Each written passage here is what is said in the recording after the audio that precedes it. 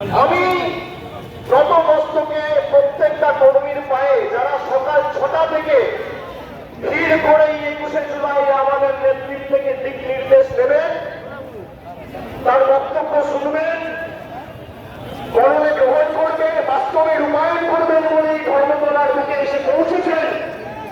আমি সকলকে নতমস্তকে কুর্নিশ জানাচ্ছি, সেলুট জানাচ্ছি, সালাম জানাচ্ছি।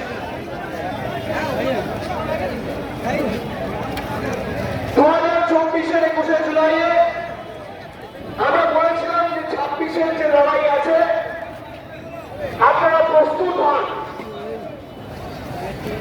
সকলকে ঐক্যবদ্ধ হয়ে প্রস্তুত হতে হবে।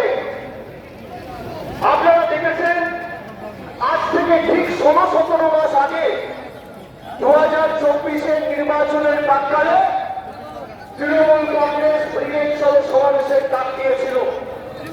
10ই মার্চ 2024 আমরা এক সপ্তাহের ব্যবধানে ব্রিগেড সহ সমাবেশ করে 10 থেকে 12 লাখ লোক নিয়ে ব্রিগেড ভরিয়ে দেখিয়ে দিয়েছিলাম তৃণমূল কংগ্রেসের সাংগঠনিক শক্তি।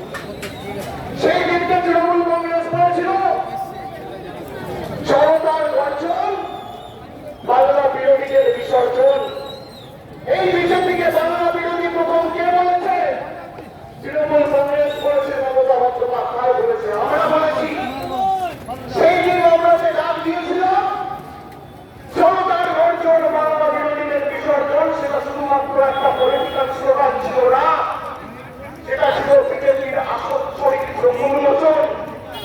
যে বিজেপি 2019 সালের নির্বাচনের প্রাক্কালে উত্তর কলকাতায় পশ্চিম মেদিনীপুর বিদ্যাসাগরের মূর্তি ভেঙেছিল, যে বিজেপির নেতারা কবিগুরু রবীন্দ্রনাথ ঠাকুরকে বামপন্থীর প্রণালী বলে, যে বিজেপির নেতারা বাংলার কৃষ্টি সংস্কৃতি নিয়ে তাচ্ছিল্য ব্যঙ্গকে চুপ করে, যে বিজেপির নেতারা দেশে ময়দানে লড়াইয়ে জিততে না পেরে গরিব মানুষকে ফাঁপে মারার পরিকল্পনা, ষড়যন্ত্র, নির্লজ্জ প্রচেষ্টা করে বাংলার মানুষের টাকা দারিদ্র্যের কাঠারি করে আটকে থাকে, সেই বিজেপির একটাই পরিচয়, এই বিজেপি বাংলা বিরোধী।